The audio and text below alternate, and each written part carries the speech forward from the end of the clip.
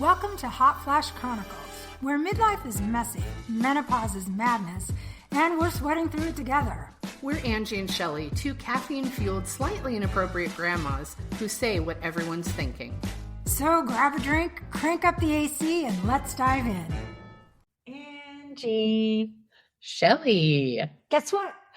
I think it's a time for another Hot Flash Chronicles podcast. How do you always get it right every single time? It's like amazing. A psychic. Or psycho. One of the two. One of the two. Both.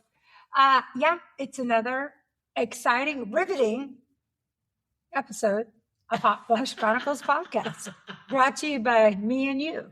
Can we talk about how cute you look with glasses on? We can. You look freaking adorable. Thank you. Do I look smart? You are smart, and this just proves it. Perfect. I also want to see. It's just a beacon of saying, Shelly's smart. So what are we talking about today, Shell? We are going to talk about something we've mentioned in past podcasts here and there, but we're going to talk about core memories and why they're important and what they are and how they happen. Yeah. And, you know, we tend to do a lot of anecdotes because that's what makes conversations interesting. Yep. And most of those anecdotes come from core memories, right? They do. So what does a core memory mean to you? So a core memory is kind of part of our evolution as a human. And what happens is different events occur at different times in your life. And some of them, for whatever reason, will really stick in your brain. Mm-hmm. And they are a memory you access. And it could have happened when you were 3 years old. It could happen yesterday. But it's an important beacon. It's like a little beacon that kind of highlights in your brain this important thing happened. And sometimes it remains important because it was a very joyful event. It can remain important because you maybe had a very traumatic event. Right. But a lot of times it's because you learned something and you either want to repeat the core memory or you want to avoid the core memory. So it's kind of the tool. Right. It can be a good or a bad. Yes. Right. It can be a positive or a negative. Mm-hmm. And it's funny because my son, one of his best friends' name is Matthias. And when my son's oldest son was like a toddler, mm-hmm. Matthias used to always go up to my grandson and say, this will become a core memory. It was so funny. So I didn't know at that point what a core memory was, but we've talked about it a few times in the last few weeks. Like when we did the hot air balloon ride, we were like, oh my gosh, what a fun core memory. Or like, what did you do last night, Shelly? I went and saw Lady Gaga with my daughter. I know, that's so exciting. Yeah. So that's a core memory for both of you. Yeah. And what part of it do you think is going to be the part that really sticks to where in 5 years, you're going to be able to think back to oh my gosh, remember at Lady Gaga when blah, blah, blah happened? Probably when we got trapped in the Alaska Way Viaduct Tunnel 2 times in a row. So it wasn't actually Lady Gaga. That was maybe, that could have been what might stick out. But no, I think just the overall experience, I don't know that there'll be exact moments of the concert, but I think the whole evening will be, this was me and my daughter having a special time because we don't always get those just alone because she has 2 little. So usually it's the whole fam. So her and I doing that, it'll probably just that we laughed a lot and just had a good time together as adults. I love that. That was nice. But I remember when we were just talking about this, my brain was going through some core memories as we were talking about it. Yeah. And a lot of mine occurred when I was very young. And I remember one of them, and my mom told me, because I could remember it happening, but I touched a burner on the stove. Mm-hmm. It was hot and I reached up and touched it. And she says I was only 2.5 years old at the time. I don't even know how I got my little chubby hand up there, but somehow I did. And I remember my finger getting burnt and how bad that hurt. I remember looking at it and that it was red and I was crying. And I remember looking over at my sister, it is literally burned in my memory, this moment in time. And when I was older, I relayed that story back to my mom. And she goes, well, because I couldn't remember when did that happen? When I was talking to her about it when I was a little older, and she's like, my gosh, you were only a couple, 2 or 3 years old. I can't believe you can remember that, but it is very much a part of that. So of course that was an adverse one, but It's one of my first memories. One of them is my aunt, finding out my aunt had passed away in a car accident. I was 4. I was 4 years old, and I remember sitting on my other aunt's lap, and I was crying and looking around the room. Again, it's like I can see that room and You the can, house. all of the senses are there. Like I can smell, I can see, I can hear what was going on. Yeah, I remember. I can remember what people are wearing. Yeah. From It's like it freezes in your mind. It just encapsulates that. So a lot of them from when I was younger were more, I can't say they were joyous events. One of them was I led my cousins. I had 2 cousins that lived across the street from me, my sister and 2 of our girlfriends that lived on the same block. I led them on a trike journey. We were all on our trikes. So we were that old. We didn't have bikes yet. And I decided we wanted to go 3 blocks down instead of the 1 block that we were allowed to go. So we were all out there on our trikes. I'm leading the pack. And of course, we got stopped. And we all got spanked right away. Big trouble. Yeah. And I was not popular because I had led the trike. And we all had to line up in the garage and get a spanking. Oh, so my goodness. Isn't that don't funny? take the trikers out for. So a couple of things I've heard along the way, and I can't like cite my source, but something to the effect of every time you remember something, you're remembering the last memory of it. So we have like a telephone game playing in our head where we might be completely misremembering something because we've remembered it so many times. Yep, that we add on. Yeah, and that's interesting because we're not remembering the actual memory, we're remembering the last time we remember it. So it can evolve over time. Integrated, yeah. My mom the other day, we were at lunch with the family, and she said something to the effect of, "Angie, I don't know if you remember the job I had when you were a baby," and I said, "Do I remember? How old was I?" She goes, "Oh, I don't know, maybe a year old." And I was like, "Do I remember that you worked at this place when I was a baby?" I do not. I do not, in fact, remember that. She goes, "Well, I remember it." And I said, "Well, you weren't a baby." Yeah. So of course you can remember it. It was funny. I think you bring up an interesting point about how the memory kind of, there's degradation. It kind of degrades a little bit. And then we kind of try to fix it. Your brain will try to fix it and remember and fill in the gaps. And that is interesting to me because you will believe the thing your mind is telling you as the core memory, even if trust your own. That's sometimes what trauma is. And when people get into like where they have post-traumatic stress or where they have, they're getting counseling for some kind of trauma or stress, and you'll go in and you'll find out that you've misremembered something. And then sometimes the real version will come back in, not the one that you have fabricated. And that's why sometimes people, when they unearth this, counseling, they're like, "Oh my God." And if you would have put them under a lie detector test and they would have told the fabricated memory, they 100% believe it's real. Your mind is a very powerful and have you ever done tool. Have you ever had an instance where your mind made you forget something to save you? Oh, absolutely. Yes. So I had this is going to be maybe trigger warning, but I had a sexual assault situation when I was in early in high school. And my brain literally same night went over to my aunt and uncle's house, hung out with everybody, did not realize what had happened. Like 4 years later, I'm in college and I'm in a social deviance psychology class. And they made us like put ourselves into the mind of someone who had been raped. And I was like, it brought me right back and I remembered every second of it. But I had protected myself by literally just forgetting it, wiping it out, not remembering what had happened. I knew that, and this was somebody who was a quote unquote friend, right? I knew that I had slept with him, but I didn't remember the knife. I didn't remember any of that kind of stuff. So sorry if that's triggering anybody, but it's wild to me that I went a few years without having any recollection of what had actually happened. Until I had that recollection. It's like our minds can protect us. And then I questioned well, obviously this can't be accurate because if I didn't know it until now, I must be making it up in my head. But it was very, it all came back in a flash. But then I sat and questioned whether I was maybe making this up in my head.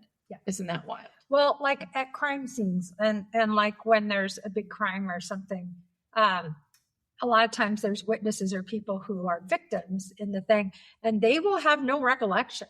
Yeah, and it's obvious they've been wounded or something's happened, and your brain, there's only a certain amount of that kind of grief, trauma, fear that your brain can process and handle. And sometimes it is just too much, and it's easier for your brain to go, nope, not going to do this. Right. Not going to. And I remember recollection. I remember in high school, there were a couple girls that wanted to date this guy. Mm-hmm.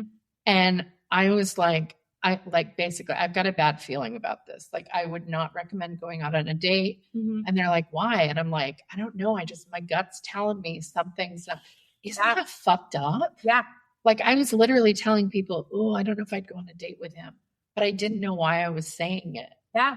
And yeah, it really does protect you. It really messed with me in that I thought, well, this must be like, maybe I dreamt it. Like you're gaslighting yourself. Right. Like, well, that couldn't have happened because why wouldn't I remember it in the moment? Why wouldn't I report it? Why wouldn't I, like all of these things? And it's too much. Yeah. My brain was just like, nope, we can't handle this because I thought I was going to die. Yeah. And it was like my brain just PTSD protected me from that feeling so that, I mean, God knows why, but it's really wild that creating mememories, having real experiences and being able to recount them. Like we're not. And that's a dark road to go down. Sorry. No. You're talking about like tricycles and I'm like, that's Hot Flash Chronicles podcast story right there. We go from violent crime trauma to tricycle because that's a real conversation. But that's the thing about your brain, your ability to heal and process. And also it is about core memories that they can be very dark. They can be very scary. They can be very traumatic. They can be very lighthearted. They can be very fun. These are all things that form your psyche. Mm-hmm. Both sides of this, it's like you need the dark and light. I'm going to bring Lady Gaga up again, by the way. Do it. Why wouldn't you? Because in the Mayhem Ball, which is that was her concert that I went to last night. It's interesting. The Mayhem Ball, is it like a hamster ball with mayhem in it, or is it like a ball like a dance? A ball like a dance. Oh, okay. Because I was picturing like a hamster ball with a whole bunch of even more. Anyway, maybe it should be that.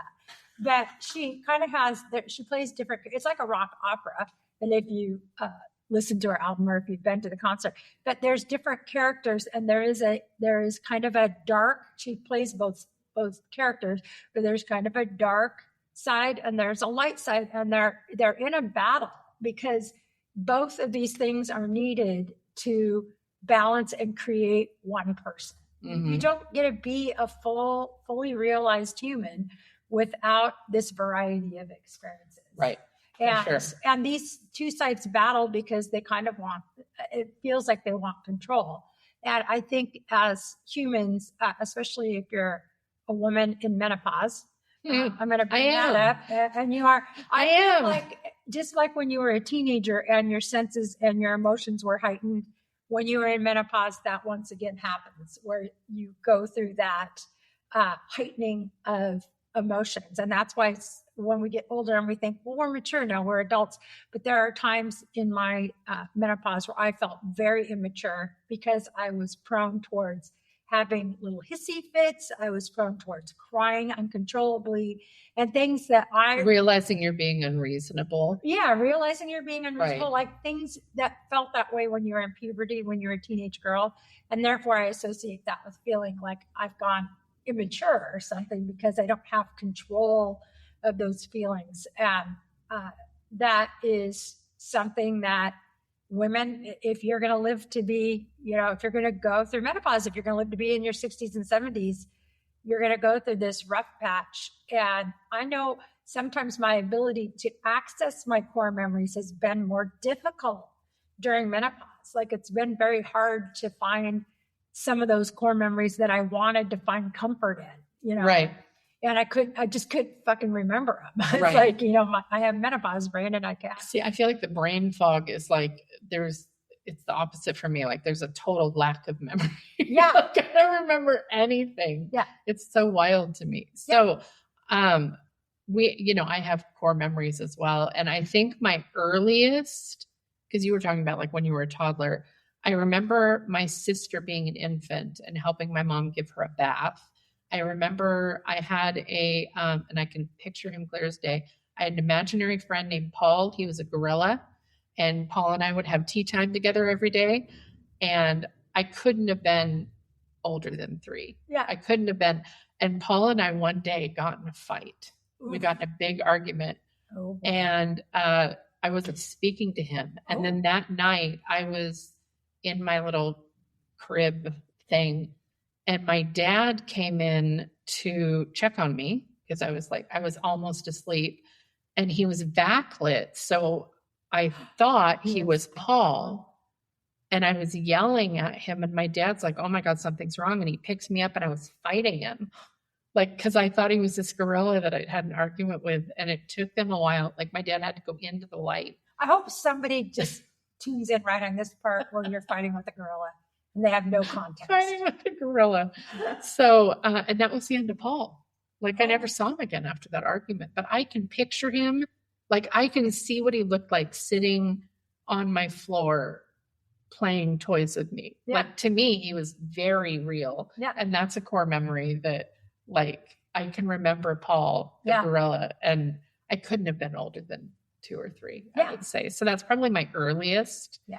So I thought it was funny that my mom was like, oh, do you remember when you were a baby? I'm like, I don't. But I said, do you remember when you were a baby? She goes, no, but I remember when you were. Well, good. Well, thanks, Mom.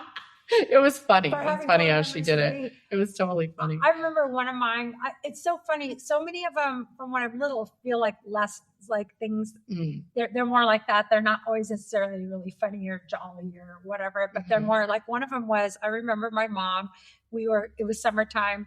I was probably kindergarten. I was 4 or 5 and we would run in and outside from the backyard. We'd go in and out of the house and she got tired of us running in and out.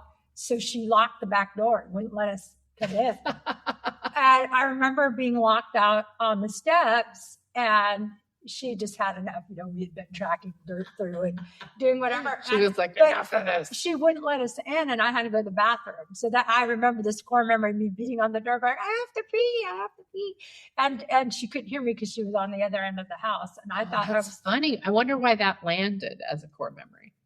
Because somebody in a trust position, someone who's supposed to take care of you and trust you, wouldn't let you in to an important. I needed to go to the bathroom and I didn't have access. Interesting. So I'm sure I felt betrayed. Why is my mom not letting me do this thing that I really need to do? So but it's just things like that.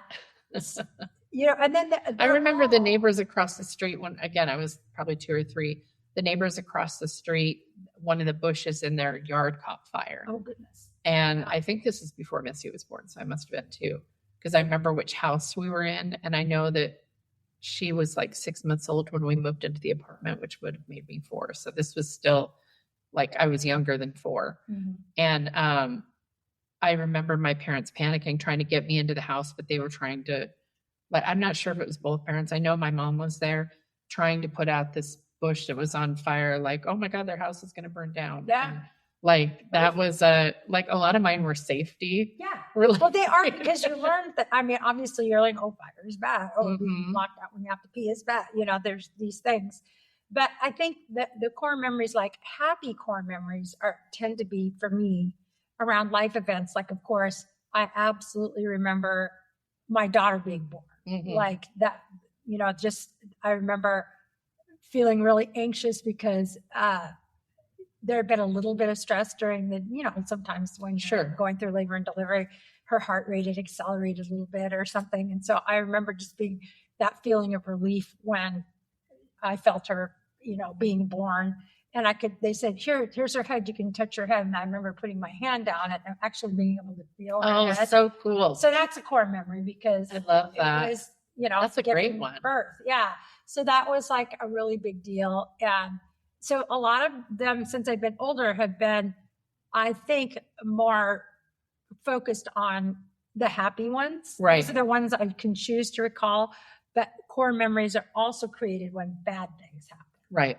Like my accident, I remember every millisecond of it. Right. But I also remember when Jeff proposed in Paris. Like I remember every millisecond of that, like Yeah. the good memories as well. Or like when my grandkids were born.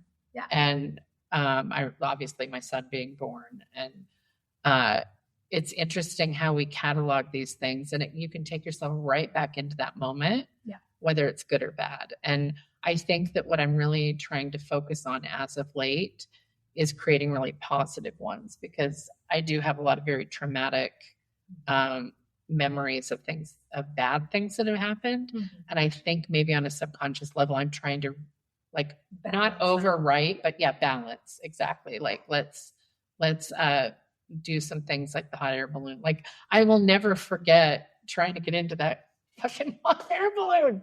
That was just like, my legs don't work that way, man. It was so funny. I was telling my son that, and he said over the last few days, they've made the joke, my legs don't work that way. Like, nope, that's not me, Nate.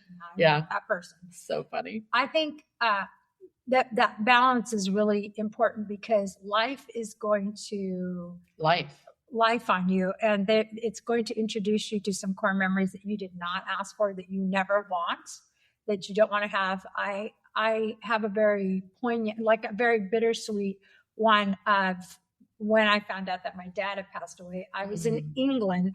I was trying to get home early because we knew my dad was taking a turn for the worse. It was at Christmas. It was in the holiday season. There were big storms over in England.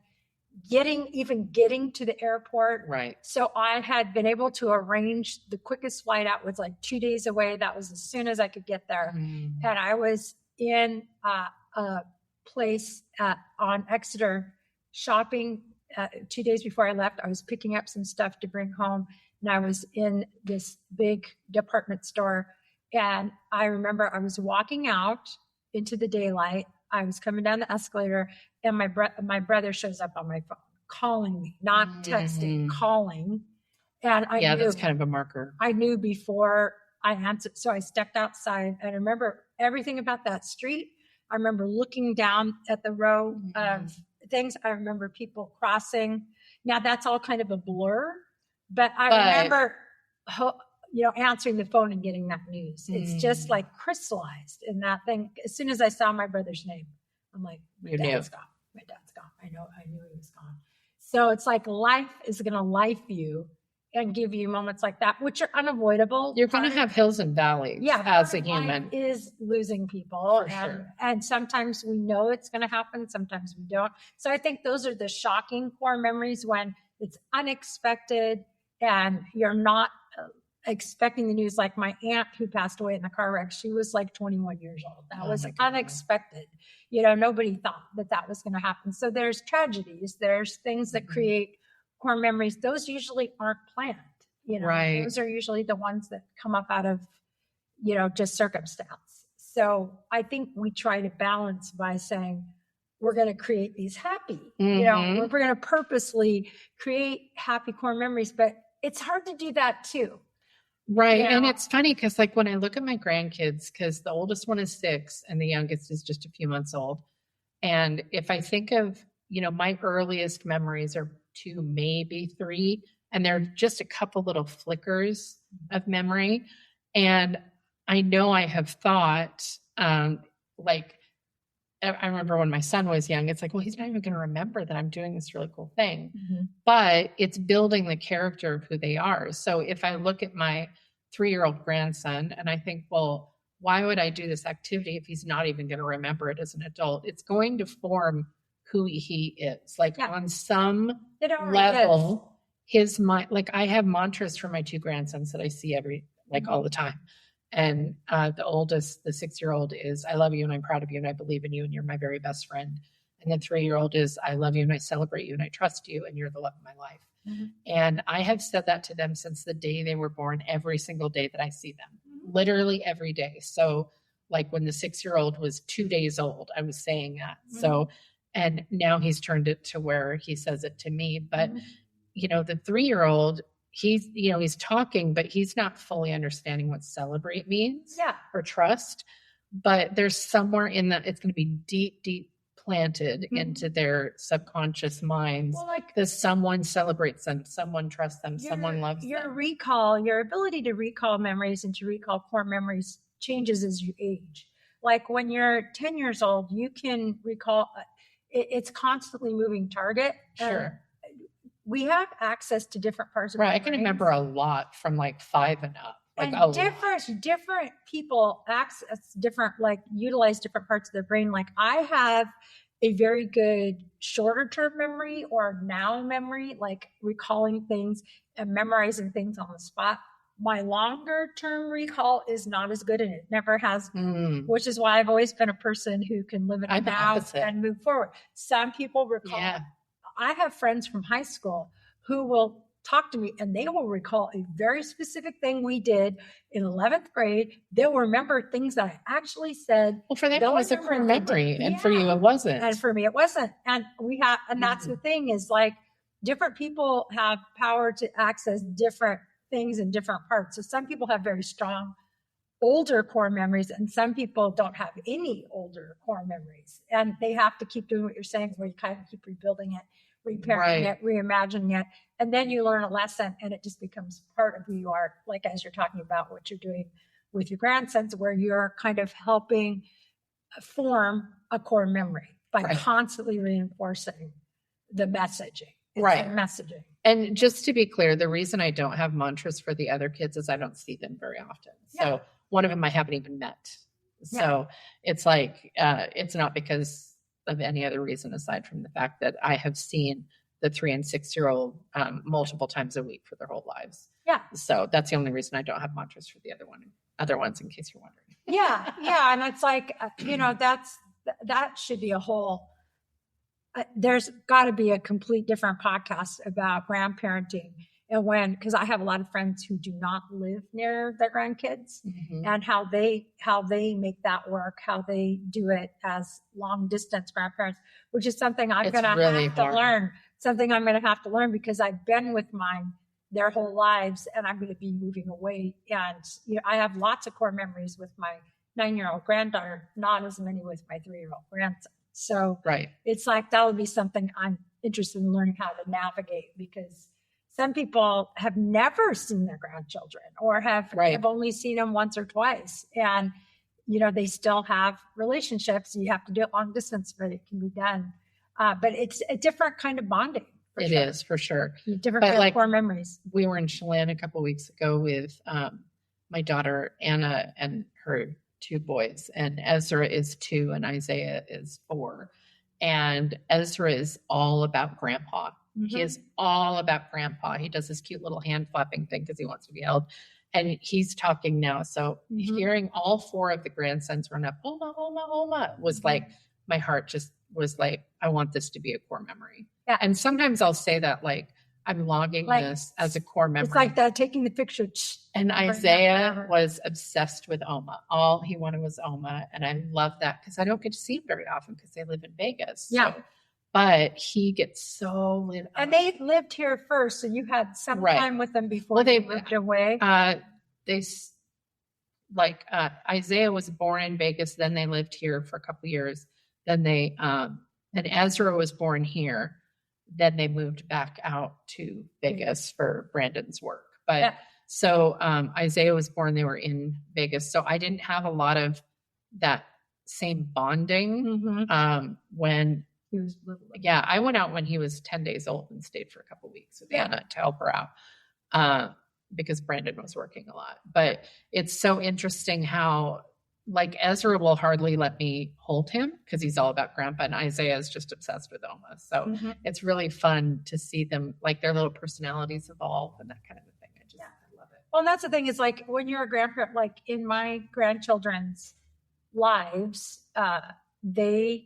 their other grandma passed away before Cam was born, and Avery was 4 when she passed. And their grandpa, from my son-in-law, he's not super involved. He comes for their birthdays and like big events, but they see him maybe once or twice a year or something. But it's really me and Phil are the grandparent figures. That's it. we're really it. And it's honestly really me. I'm Right. even season more than Phil.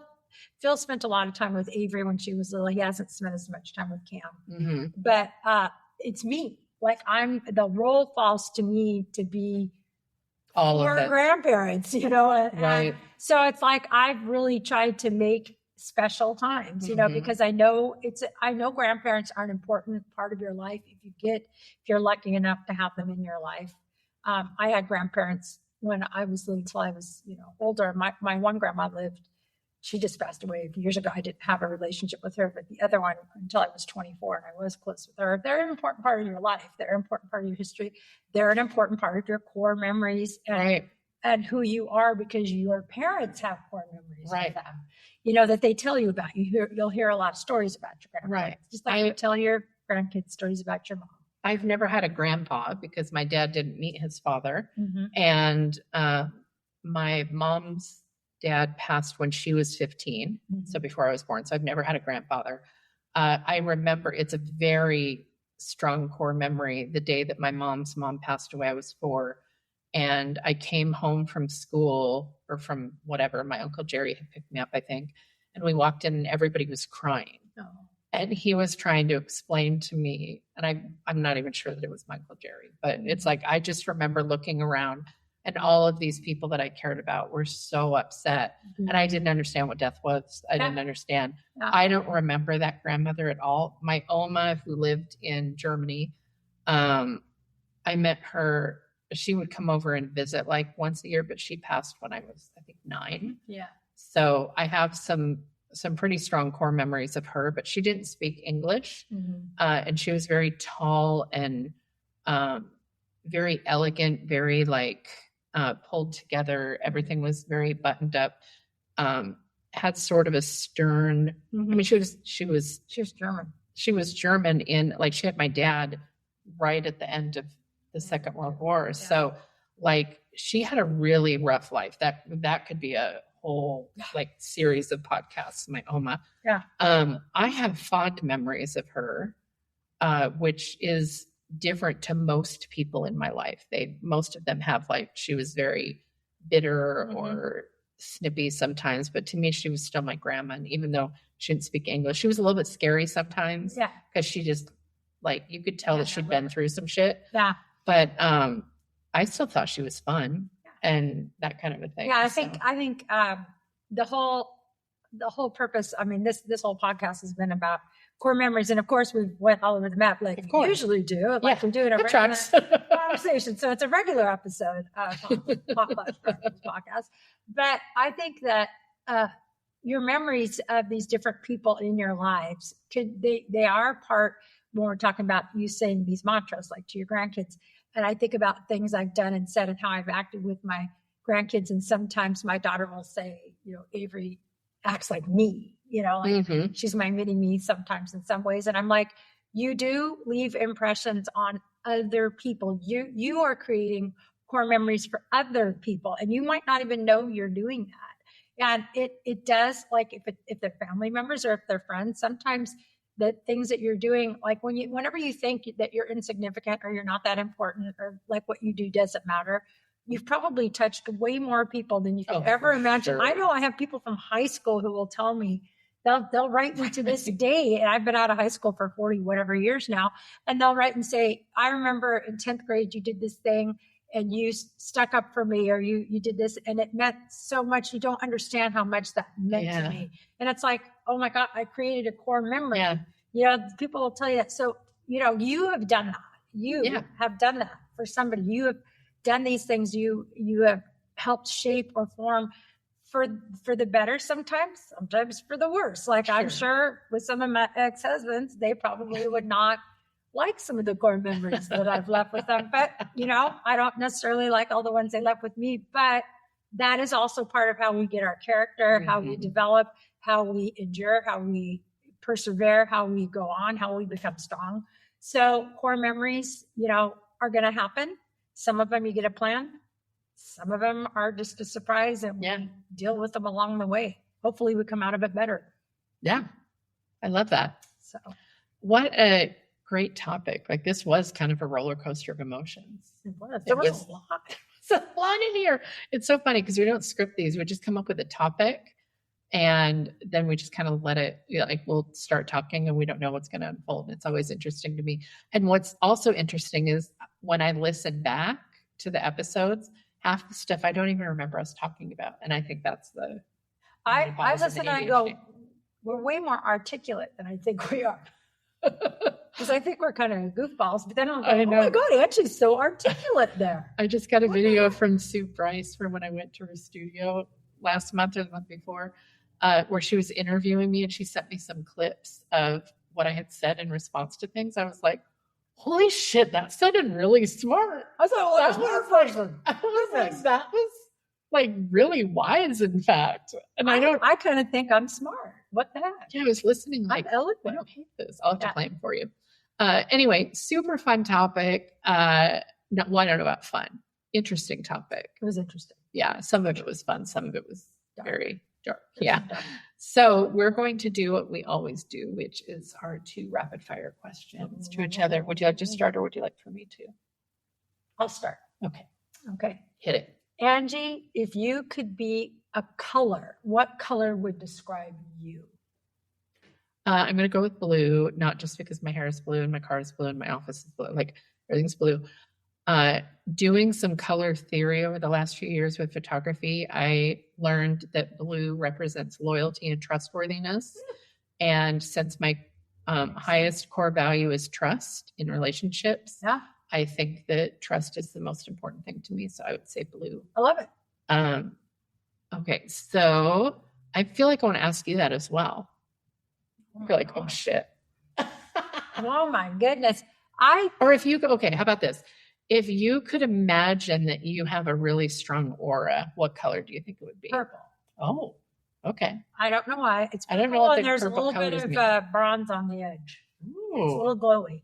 Like a beachy purple. Yeah, we'll have to look up what purple means, but the minute you said aura, purple was what popped into my head. Interesting. Yeah. Okay. I love it. I'm not saying purple is my favorite color because it's not. It's just that's what. What is your favorite color? It doesn't count as a question. I kind of like there's certain like deeper greens, like a little in that thing. I'd say that. Love it. Okay, now of course we get to go with the food one. Okay, Angie, you're having an ice cream sundae. What are the 3 toppings you're putting on it? You only get 3. Hot fudge, peanuts, and toffee chips. Right? Like a little Heath chip. Those are unexpected. Were they? I love. You know, I have a love of peanut butter parfait. Oh yeah, I like that with Heath chips. Good. I do like apples, and I'll put Heath chips and some like sugar-free chocolate syrup and some whipped cream on it. It's like super good. Okay, super good. I love it. Shelly, favorite flavor of yogurt? Marionberry or Tillamook. I don't know if I've even had Tillamook Marionberry yogurt. Try it. Okay. You will not regret it. I will. Yep. I will try it and I will not regret it. So thank you all for listening. This has been another episode of Hot Flash Chronicles podcast. It means the world that you've chosen to listen to us. If you have time, we would love a like, a share, a comment, to follow, a 5-star review. Those are the best. Be the bee's knees. So and you could do that wherever you're listening. Thank you for doing so. And if you have ideas for different episode topics that you'd like for us to discuss, feel free to submit those however you see fit. And with that, we bid you adieu, and we will see you next time. Ciao. Bye. That's a wrap on this episode. If you laughed, related, or just need more, hit subscribe. Check out the show notes to find us on socials and YouTube, and join our Patreon for exclusive extras. And remember, we're still hot, just in flashes.